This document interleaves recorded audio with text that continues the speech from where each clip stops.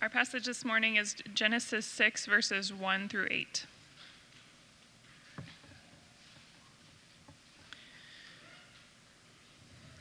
When man began to multiply on the face of the land, and daughters were born to them, the sons of God saw that the daughters of man were attractive, and they took as their wives any they chose. Then the Lord said, "My spirit shall not abide in man forever, for he is flesh. His days shall be 120 years. The Nephilim were on the earth in those days, and also afterward, when the sons of God came into the daughters of man, and they bore children to them. These were the mighty men who were of old, the men of renown. The Lord saw that the wickedness of man was great in the earth, and that every intention of the thoughts of his heart was only evil continually. And the Lord regretted that he had made man on the earth, and it grieved him to his heart. So the Lord said, I will blot out man whom I have created from the face of the land, man and animals and creeping things and birds of the heavens, for I am sorry that I have made them. But Noah found favor in the eyes of the Lord." Thanks, Mallory. Well, we're continuing our sermon series in the book of Genesis this morning, and as we do, we're also kind of continuing our little mini-series, I guess, on passages that we normally skip over in the book of Genesis.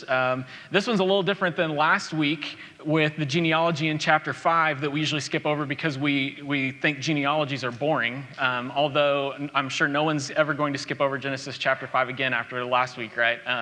But this week we come to a passage that I don't know that we usually skip over it in our Bible reading because it's kind of fascinating. But we definitely tend to skip over it as preachers and teachers because there is not a single thing in this passage that is easy. I mean, you've got the sons of God and daughters of man in verse 2. You've got the 120 years in verse 3. You got the Nephilim in verse 4. The strong statement on the wickedness of humanity in verse 5. The whole thing about God regretting and being sorry that he made man in verse 6 and 7. Even Noah finding favor in the eyes of the Lord in verse 8. Like every one of those is either a theological landmine or there are multiple things that it could mean. And some of the options are just bizarre and crazy to think about. And so you can see why it's easier to say, you know what, let's just skip ahead and get to the flood. And even in our biblical storyline equipping class, like I skip over these verses, partly because we only have 11 weeks to cover the whole storyline of the entire Bible, but partly because it's just easier to skip these verses. And so I don't skip over this entire passage, but I do skip over verses 1 to 4. And last time we did this, I think it was Kat and Noah Ubeline and Bryce Zimmerman that came up to me afterwards and said something along the lines of like, hey, did you realize you skipped verses 1 to 4? And I'm like, yep, sure did. And so, we're not going to do that this morning. We're gonna go there, but we're going to talk about the hard stuff in 5 through 8 as well. But before we do, there's a couple things that I just want to mention that we've got to be careful about in passages like this. Like one, we need to be careful about taking too strong of a stand on things that honestly, like no matter how confident that you are, that you understand what's going on in verses 1 to 4 especially, no one knows what's going on in verses 1 to 4. And so like we need to approach passages like this with humility. That doesn't mean, like, let's do our best to understand these things. Like, Moses included these verses for a reason. God included these verses for a reason. So it's not that these things don't matter, but the sons of God and the Nephilim are things that we can have different opinions on and even change our opinions on. I mean, I've gone back and forth on some things in this passage more times than I can count, like not just over the last few years, but over the last few days as I've been preparing for this morning. And honestly, like there are multiple things in verses 1 to 4 especially that I don't know 100% where I land. And so we're going to talk through what I think are the most compelling options at the moment. And I'll let you know where I lean on most of them, like literally like right now as I'm preaching this morning. But we should all have teachable hearts coming to passages like this and discuss these things with each other with smiles on our faces. And even if we come down on different places in the end, like we're still good. So that's one thing. The other thing I would say about passages like this is that we have to be careful to not get distracted by some of the shiny objects, I guess, and miss the main point. And so what I mean by that is that it can be a lot of fun to speculate on and research and debate some of the strange things in passages like this, like verses 2 and 4 in particular. And there's a time and place for that.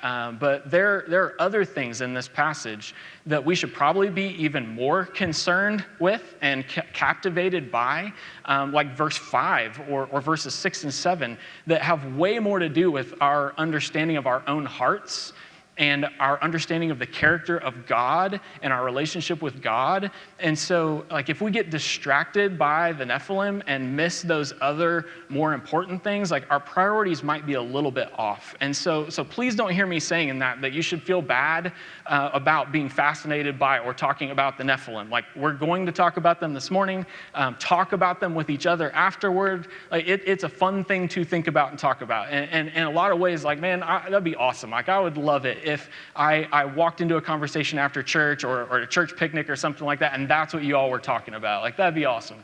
But let's also talk about verse 5 and verses 6 and 7, and let's find as much enjoyment in wrestling with those and discussing those as we do verse 4. And so all that being said, I want to just really quickly back up and kind of connect the dots from where we were last week and lead up to our passage this morning, set the stage for where we're headed today, and then we'll dive into all the fun stuff in Genesis 6, 1 through 8 here. And so if you remember, last week we started a new These Are the Generations in chapter 5, verse 1. And if you remember, last week John walked us through the genealogy in chapter 5 that took us through 10 generations from Adam and his descendants through his son Seth's line. And so in light of everything that we've seen so far in Genesis, the point last week was that at this point in the story, Cain's line back in chapter 4 have shown themselves to be the offspring of the serpent, but Seth's line in chapter 5 show themselves to be the offspring of the promise. And so within the genealogy in chapter 5 last week, we focus on the hope that Seth's line points us toward, that God is continuing his rescue plan that he promised in 3:15 through the offspring of the woman. But there were also a couple of hints that there's still a big problem. One was the repeated phrase all through chapter 5, and he died, and he died, and he died, and he died.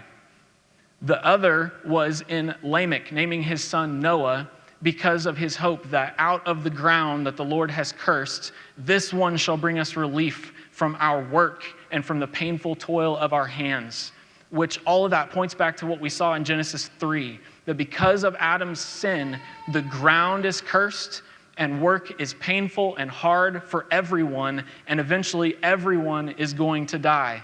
And so the point is, 10 generations from Adam, the curse is still in full force.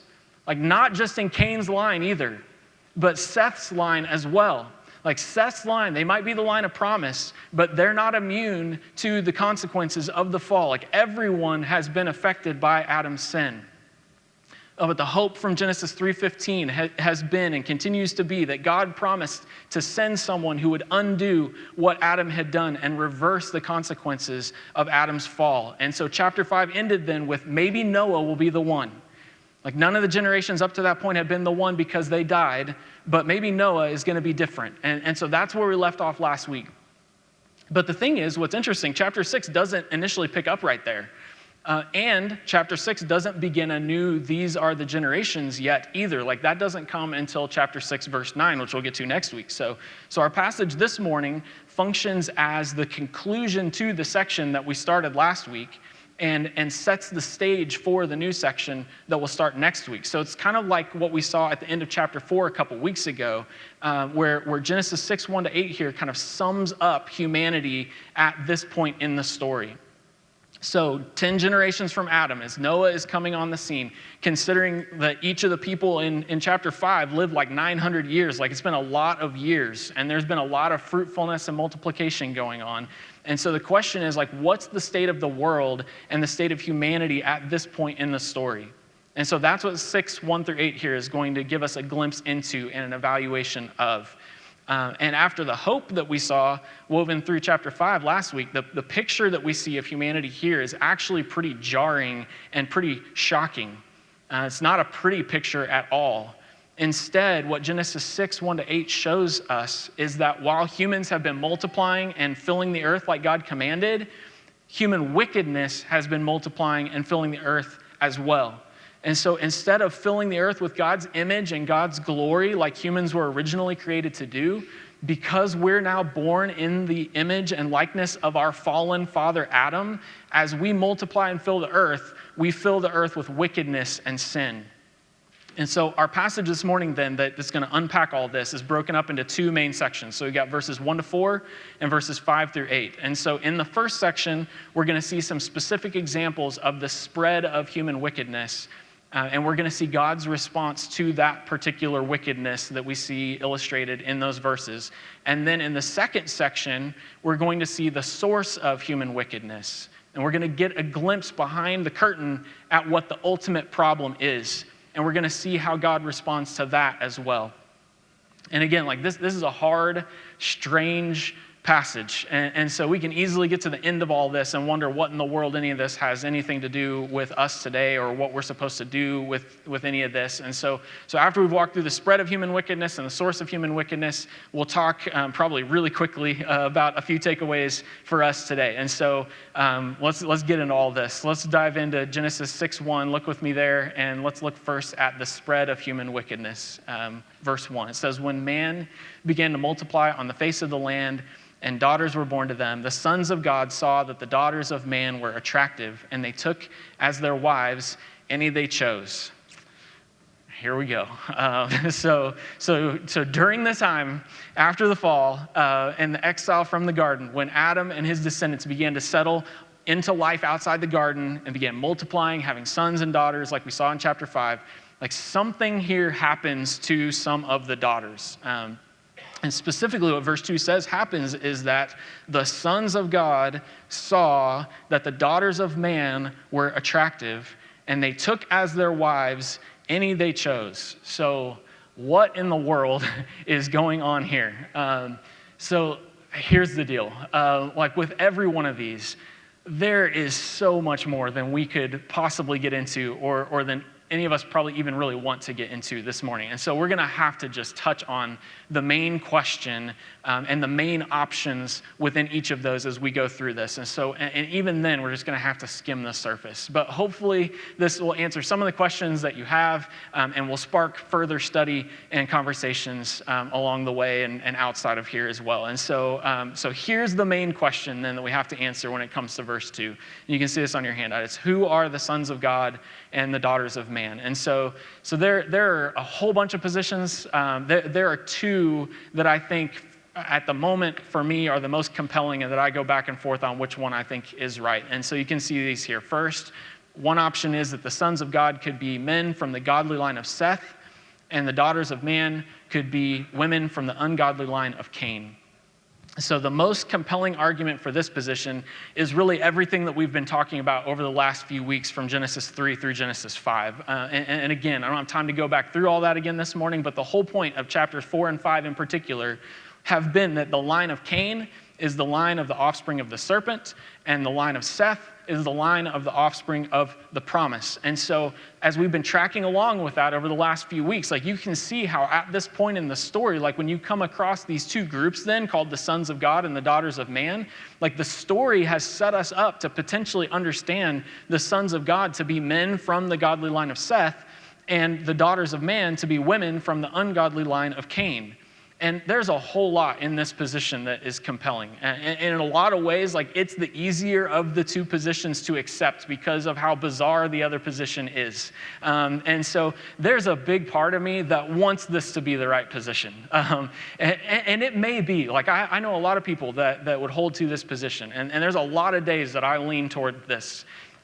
But like if I had to tell you where I am at this moment, I probably lean like slightly toward the other option that you can see here on your handout, and it's this, that the sons of God could be spiritual beings and the daughters of man could be human women. Or another way that this position is often stated is that the sons of God are fallen angels who marry human women. And so you can see, if this is new to you, you can see why it would be a whole lot easier if it was the line of Cain and the line of Seth.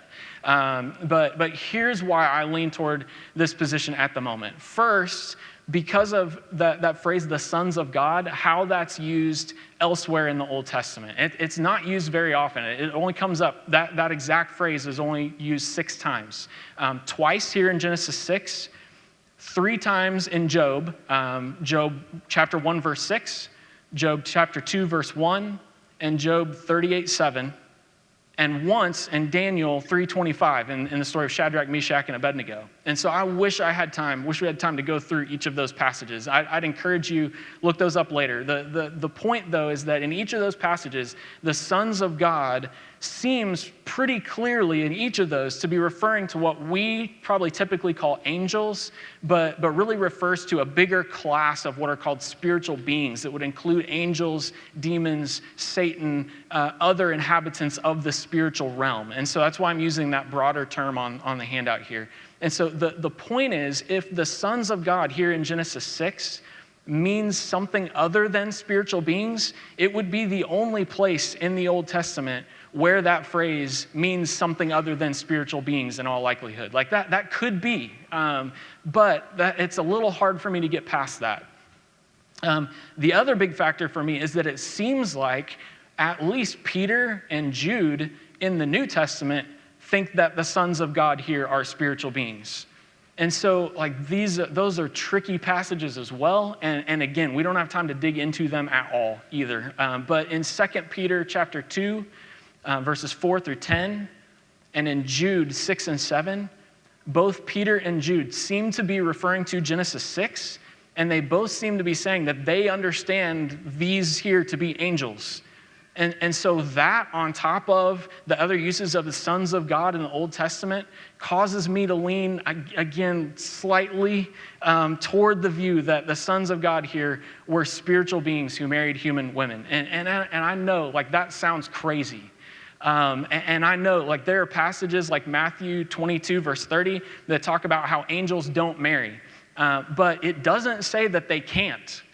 It just says that they don't. Or they're not supposed to anyway. But it could be that some did, and that's exactly what's going on here. And there is so much more that we could get into in this verse. But here's the thing, the more I've studied this, the more I lean towards something else being the main point here in verse 2. And so look back at verse 2 and notice the progression that happens here. So verse 2, it says that the sons of God saw that the daughters of man were attractive. And so that word attractive there is actually the Hebrew word good. And so the sons of God saw that the daughters of man were good, and they took as their wives any they chose. And so saw, good, took. Can you think of another place where we've seen that progression before? Like chapter 3, verse 6, right? Like when the woman saw that the tree was good, she took of its fruit and ate. And so wherever you land on the sons of God and daughters of man, here's what I think the main point of verse 2 is. And you can see this on your handout there. The pattern of sin from the garden is being repeated. Whoever the sons of God are, they're defining for themselves what is good and taking whatever, or in this case, whoever they want. And so the point is that as humans are multiplying on the earth, the exact same pattern of sin from the garden is spreading as well. Only now it's not forbidden fruit that's being taken, it's forbidden human beings. And so there's again, so much more we could get into on all this. There's also so much more to get into in the rest of this passage, so we've got to keep moving. But yeah, hopefully that gives you some ideas and gets your mind going on what's going on in that verse here. Skip over verse 3 for right now, and let's look at verse 4 next, because it'll be more helpful to talk about the options for verse 3 after we talk about what in the world is going on in verse 4. So verse 4, this is the next one that we get to talk about. Verse 4, the Nephilim were on the earth in those days, and also afterward when the sons of God came into the daughters of man, and they bore children to them. These were the mighty men who were of old, the men of renown. So here's the main question we need to answer when it comes to verse 4. You can see this on your handout there. Who are the Nephilim? That's the question. And so the only places in the Bible that talk about the Nephilim are this verse right here and Numbers 13:33. So Numbers 13:33, Moses had sent the 12 spies into the promised land to scout it out. And when they came back, 10 of the spies reported that the land's amazing, but it's hopeless for the Israelites to try to go in and take the land because the people of the land were stronger than them. And specifically, they say they're of great height. And then they say they saw the Nephilim there, and they, the spies, seemed like grasshoppers in their sight. They're like, these guys are so big and powerful, we're just like little bugs to them. And so how the Nephilim show up on that side of the flood, whether those were actually Nephilim or whether the spies are just using this as a scare tactic is a whole other conversation. The point is, it seems like Moses' audience was familiar with the Nephilim, and their understanding was that they were these huge, strong warriors and possibly giants. And so here in verse 4, and even here, like there are different positions on whether the mighty men at the end of the verse are the same people even as the Nephilim, but I lean toward that's probably the case, that the last sentence there is describing the Nephilim. So here then, they're described as mighty men, which that description is used in other places in the Old Testament for these powerful warriors or champions.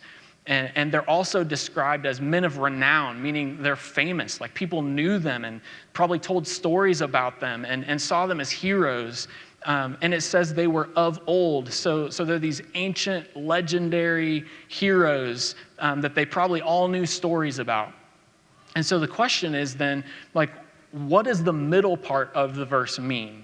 And specifically, like, where do these Nephilim come from based on the middle of verse 4 here? And so there are two main positions on where the Nephilim come from. And what's interesting is that they are the exact opposite, which is great. It's very helpful. So here are the two options, and we'll talk through these a little bit. So some would hold to the first position that you can see on your handout here, that Moses could be saying that the Nephilim are the children born from the marriages in 6:2. And so I think a lot of us, that's probably the way that we initially read this, honestly. And so those that hold this position would connect the Nephilim to specifically the part of the verse that says, when the sons of God came into the daughters of man and they bore children to them, meaning that the Nephilim are the children that resulted from the sons of God marrying the daughters of man and having children with them. And so the thing is, if you think that the sons of God are humans, then, going back to the previous question, that means that even though the Nephilim are these strong, huge warriors, they're only human, which makes sense, right? Like there's a lot of big, strong football players in the NFL.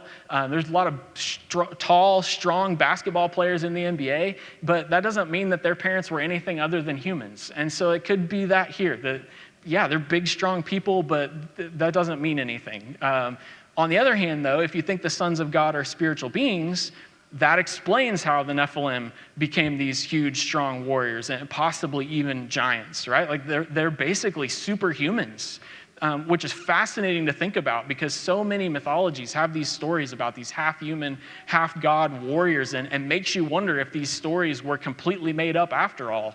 And so, yeah, that's one of the positions, though. Some would say the Nephilim are the children born from the marriages in 6:2.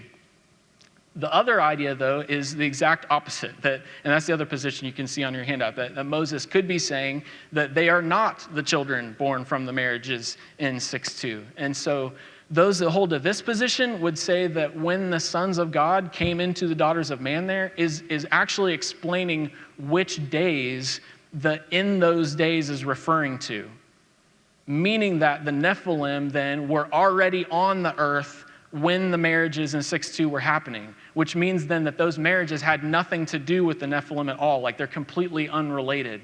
And so those that hold to this view would say that the Nephilim weren't so much an ethnic group as they were like a class of legendary, powerful warriors that really could rise up at different times and different places. And so, like, here's the thing, like on this one, I really have no idea.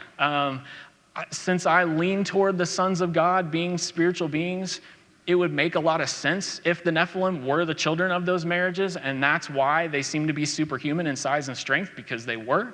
And again, that's a fascinating thing to think about and speculate about the implications of that, which is just crazy to think about. But the argument for the Nephilim already being on the earth, being completely unrelated to whatever was going on in those marriages, is a pretty strong argument as well. And so I don't know. But just like the point above, like the more I've studied this, I think more and more that the main point doesn't really hinge on where you land on that question. Like either way you go, it seems pretty clear that the Nephilim were powerful warriors. And as you get into the next section of Genesis 6, the emphasis in the text is going to be on the violence of humanity. And so I lean toward, regardless of where you land on who the Nephilim were, the main point being this, and you can see this next on your handout here, that the Nephilim are a group of legendary, powerful, violent warriors that the world saw as heroes and lifted them up. And specifically, the emphasis being on the violence that characterized the Nephilim, and the fact then that the world saw them as men of renown, that these are their heroes. These are the people that they got excited about and that they wrote legends about and told stories about because of their violence.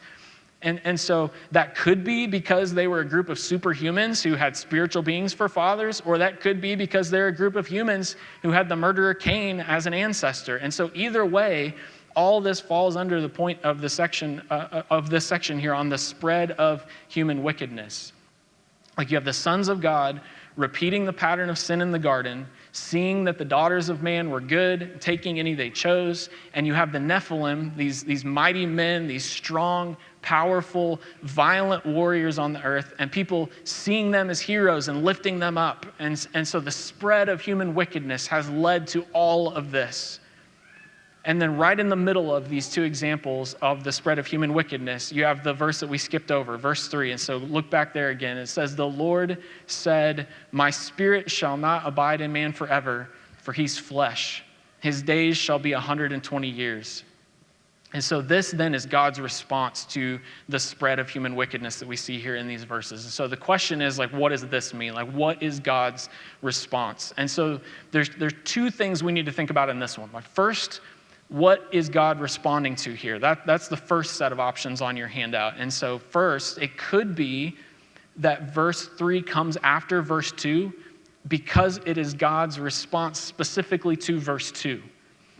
And so the argument here would be that God's response in verse 3 is placed where it is because it specifically relates to the sons of God taking the daughters of man as their wives. Like, that's the reason why verse 3 comes here, which is interesting because if you take the view that the Nephilim are the children of the marriages in verse 2, it's easy to, without even realizing you're doing it, to read God's response here as being more about the corrupt offspring than it is about the corrupt marriages. And so the point of this view, and people that would hold to this, that what they're trying to emphasize is that it's the marriages that God is responding to, not the offspring in verse 4. But the other option would be, and you can see this here, that it could be that verse 3 comes in between these bookends of verses 2 and 4 because it's his response to both verses. And so this would be more consistent with Hebrew literary patterns. Like, they would often put the main point in the middle and bookend it with these parallel ideas that then highlight the main point in the center. And so it could be that that's what's happening here, that you've got these two examples of human wickedness, and even specifically violence in verse 2 and verse 4, and then God's response in the center is actually what they're both pointing to. And so the reason that I mentioned both of these is because this is another one that I really don't know. A lot of it depends on where you land on the questions that we talked about already, which of these makes more sense of this section as a whole. The other question to think about in this verse, though, is what exactly is God's response in the sense of what is he saying is going to happen as a result of the spread of human wickedness? And so there's a couple of options here as well. And so one would be this, that the 120 years that he's talking about here may be a countdown to the flood. So knowing that that's coming next in chapter 6, it's hard to not make that connection here. And the timing of that may be pretty close. It's probably right around that type of time frame before the flood's going to come in the next section that we're going to look at. So that could be exactly what's going on here, that in response to the spread of human wickedness, God is saying that he's starting a countdown to the flood. Humanity has 120 years left, and he's going to judge their wickedness. The other option, though, is that 120 years may be a limit on the lifespan of humans going forward. And so as I've studied this more, this is what I lean toward on this one for a couple of different reasons. One, when God says, "My spirit shall not abide in man forever," for he's flesh here, that word spirit there, even though it's capitalized in the ESV, I don't think it's best to understand that as referring to the Holy Spirit. I think this is a reference back to chapter 2, verse 7, where God formed Adam out of the dust of the ground and breathed into his nostrils the breath of life. The word for spirit here could also be translated as breath. And so I think the point is that the only thing that keeps us alive is God allowing his breath, the breath of life, to remain in us. He says that humans are flesh, we're mortal. If God takes his breath away from us, we die. That's what's at stake here. Second reason I lean toward this view is that over the previous 10 generations we saw in chapter 5, God was allowing his breath to abide in humans for a long, long time, 700, 800, 900 years. But that long life seems to only have allowed human wickedness to spread. And so it makes sense that if God's response, that God's response is to significantly reduce the amount of time that humans have to contribute to the spread of wickedness. Going from 900 years to 120 is a serious consequence. And then the third reason that this makes the most sense to me is that within just a few generations, this is exactly what we see. By the time you get to Jacob, just later in the book of Genesis, the only person who lives longer than 120 years, the rest of the Bible, is Aaron, who lives 123. And so our experience today as well is that we rarely see anyone get beyond the low hundreds. And so it sure seems like from this point on, there's a limit to human lifespan. And it seems like the point is that that's connected to the spread of human wickedness here. And so here's the thing, again, no matter which view you take on what God is responding to or what his actual response is, just like the other 2 points we've already talked about, the main point I think is this. It's that God is not going to allow human wickedness to continue unchecked.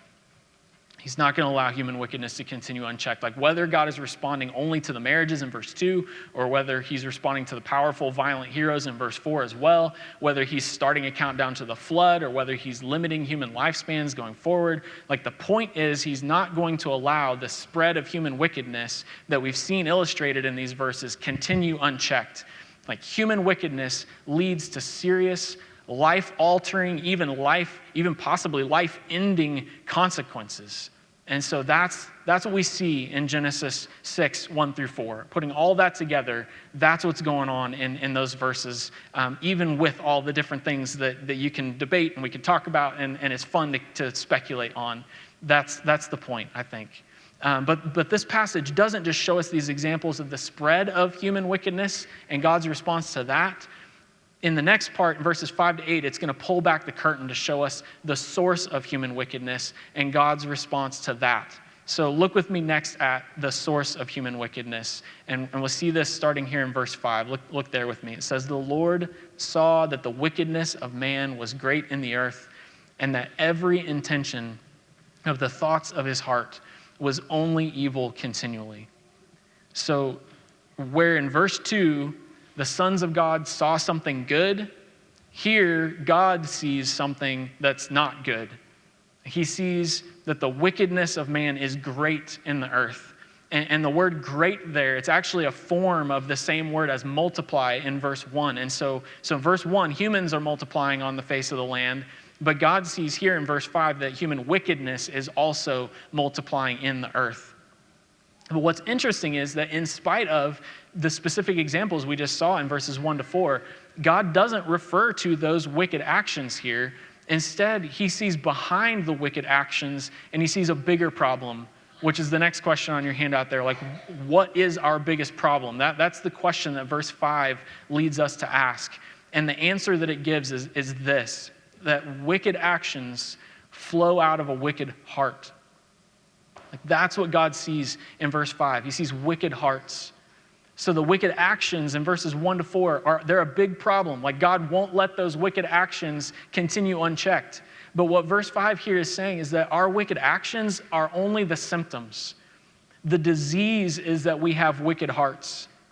And the wickedness of our hearts, like it almost can't be described in any stronger terms. Like look at how verse 5 describes our wicked hearts here. Like first it says that the wickedness of man was great in the earth. So this isn't just a localized problem or a few people here and there. Like it's everyone, everywhere.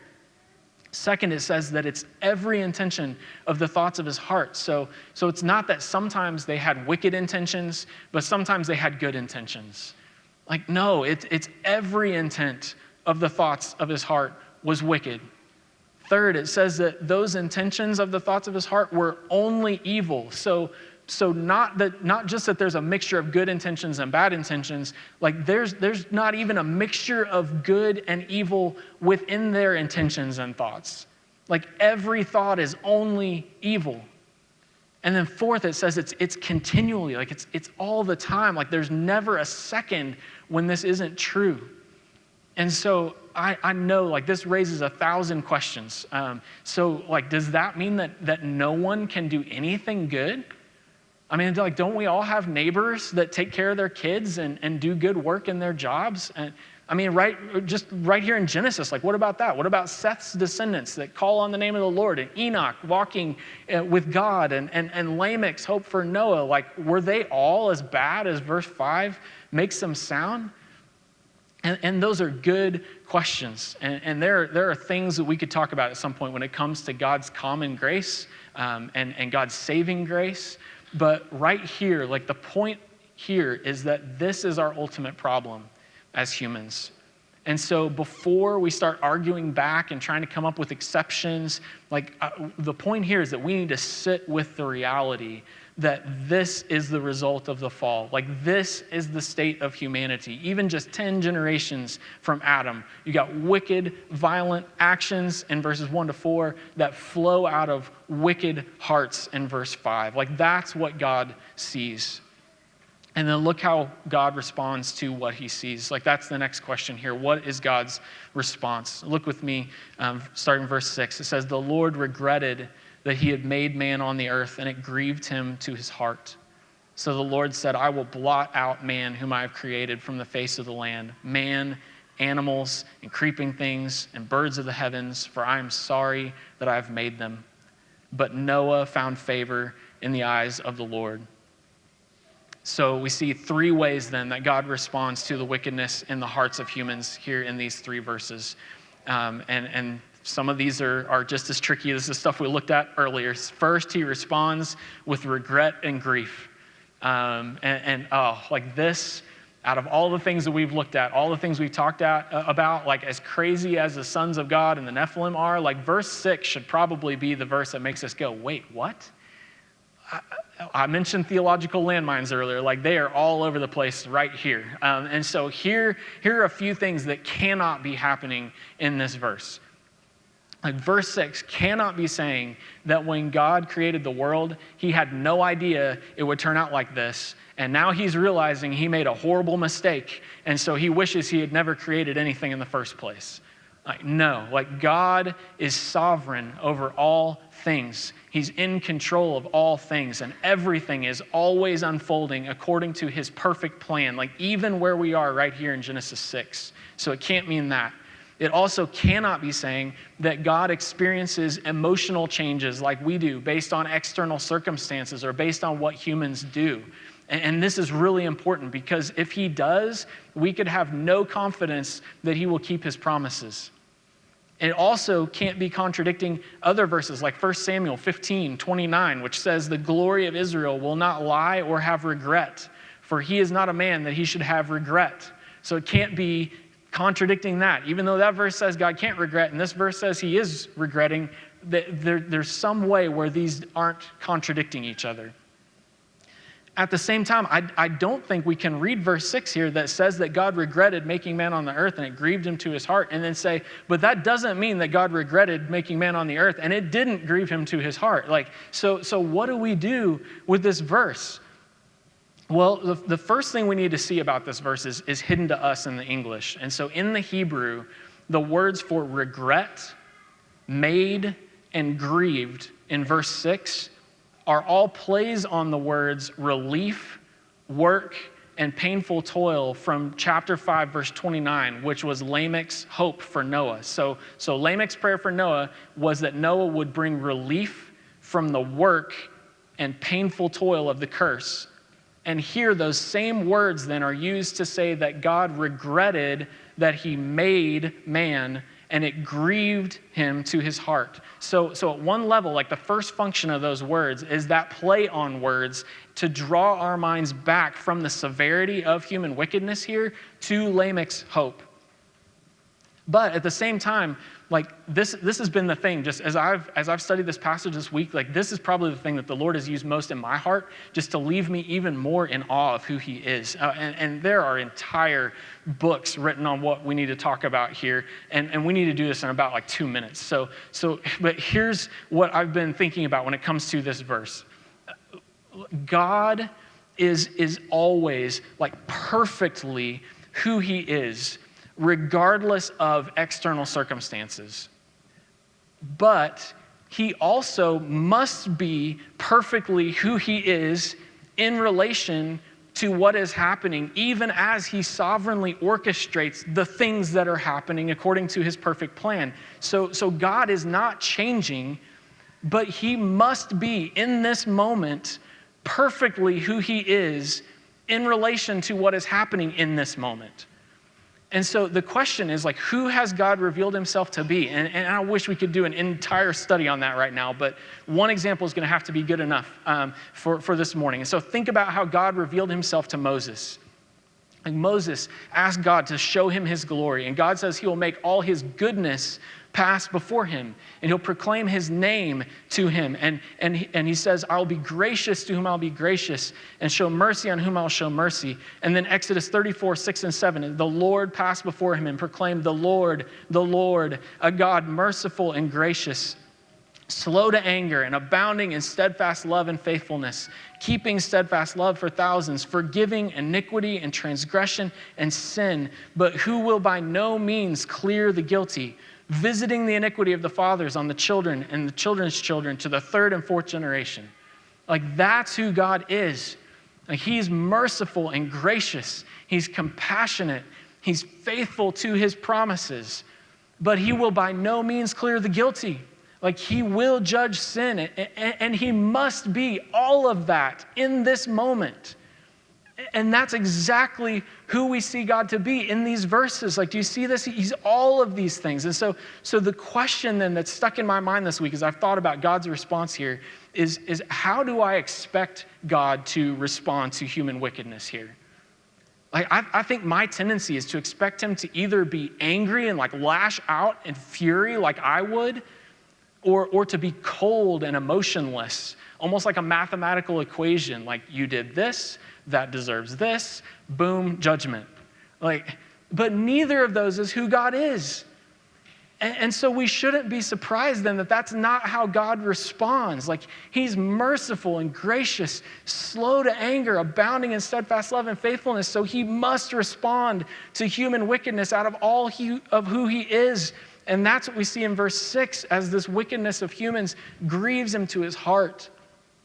Like, oh, don't rush past this. Like, we can be really uncomfortable, I think, with thinking about God in this way. But the Bible isn't uncomfortable in talking about God in this way. Like, oh, if you struggle with thinking about God, seeing God portrayed like this, we handed out a book back at Christmas, or pick this book up. It's called Gentle and Lowly by Dane Ortland. So good and so helpful if you struggle with seeing God portrayed this way. But that's the first way that God responds to human wickedness here, with regret and grief. That's part of who God is, and he must respond to human wickedness out of that.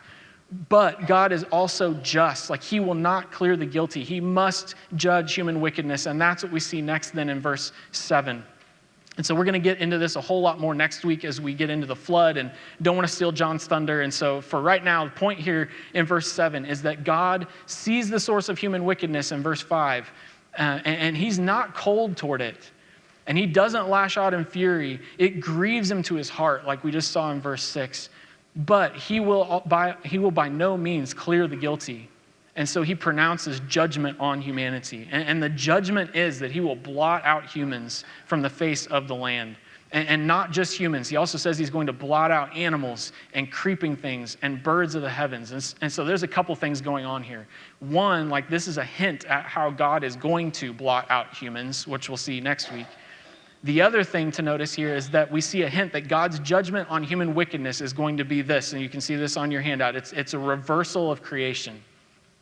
A reversal of creation. And so we talked about how the 120 years could potentially be a countdown to the flood. Well, here's where I think the countdown actually begins. So think about the days of creation. Like, what day were man and animals created? Day 6, right? What day were birds created? Day 5. And so what we're going to see as we get into the flood story is that countdown, day 6, day 5, is going to continue backwards through the creation account until we completely have reversed and undone creation. Like, that's the consequence of human wickedness. That's God's response in verse 7 here. And so see then how the flood that's coming is connected specifically to the wickedness in human hearts. Not just wicked external actions, but the internal wickedness that those actions flow out of. Like, that's why God says he's going to wipe out creation, because of our wicked hearts. Oh, but the good news in this passage is that it doesn't end there. Like, there's one more verse. And in this one short verse, we see a ray of hope that sets the stage for where we're headed next week. Verse 8. But Noah found favor in the eyes of the Lord. Like, this is God's third response to human wickedness. It's grace. And so the word favor there in verse 8, it could also be translated as grace. It's the idea of unmerited favor.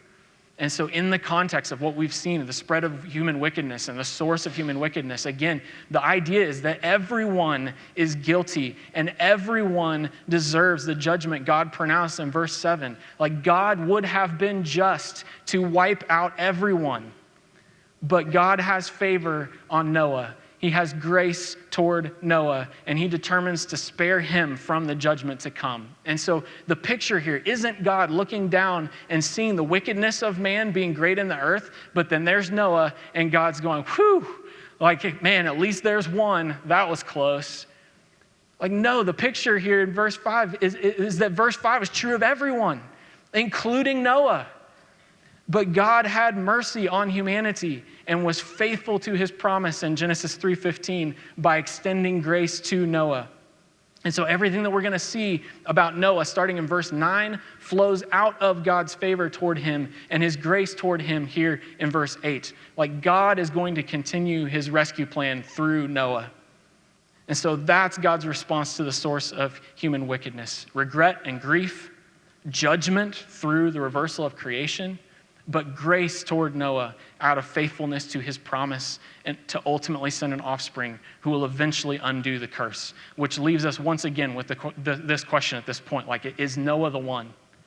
And that's where we'll pick up as we get into the rest of chapter 6 next week. And so for where we are right now, though, we've seen the spread of human wickedness and God's response to that. We've seen the source of human wickedness and God's response to that. And we've covered a lot of stuff along the way that hopefully helps us better understand what's going on in Genesis 6 and in the storyline of Genesis at this point. But it leaves us with the question, like, does any of that have anything to do with us? Like, is there anything for us to take away from this other than just a better understanding of what God was doing at that time and at that point in history? And so we're almost out of time here, so we're going to have to fly through this. But let me just touch on a couple of quick takeaways for us today based on some of the things that we saw in this passage. And here's the thing, like, there are 3 takeaways on your handout there. They're great takeaways.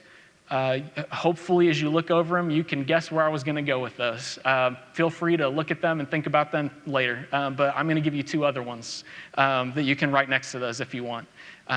So first, see the depth and the seriousness of our sin. Like left to ourselves, verse 5 is true of every one of us.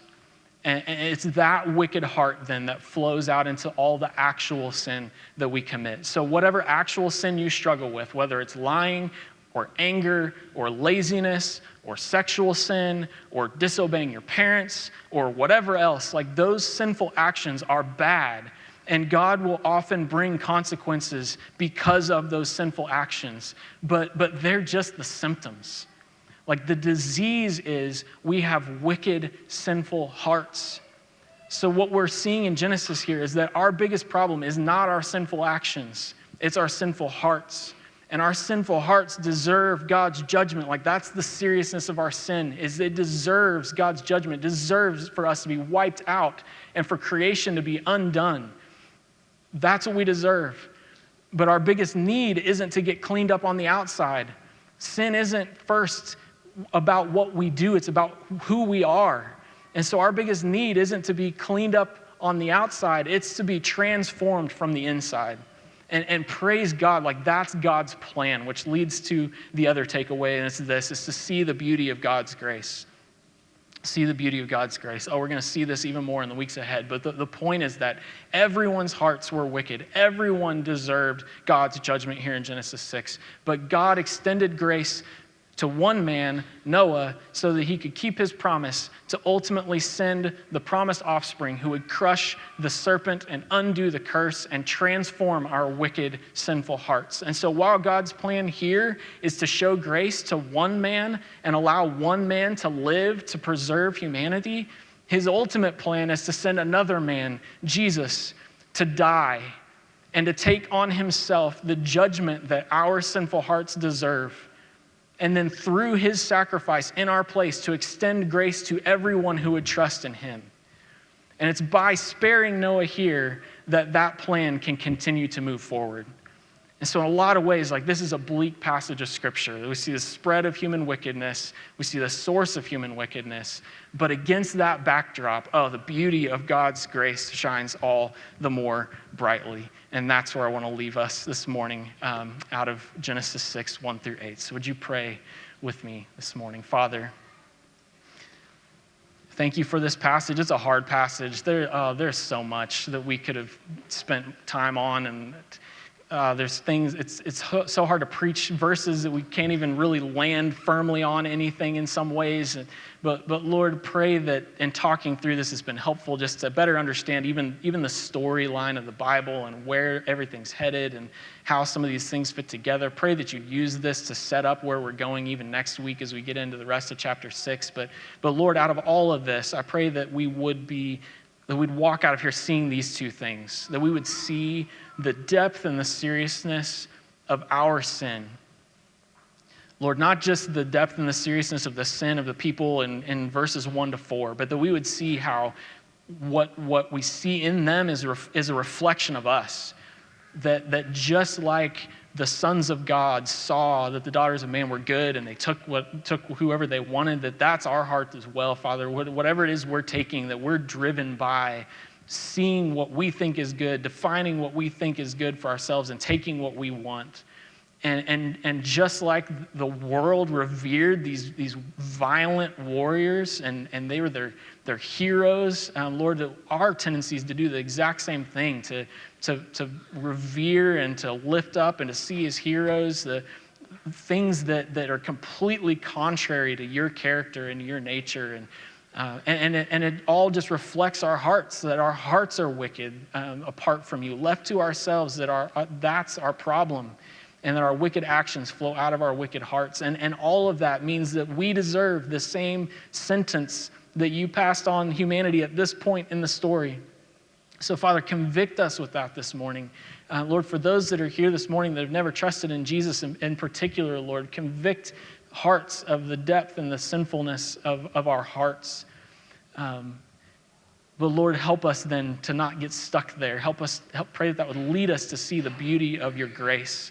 That you didn't leave us there. You didn't leave humanity there. That you rescued Noah, but it was so that you could continue your rescue plan to ultimately send Jesus.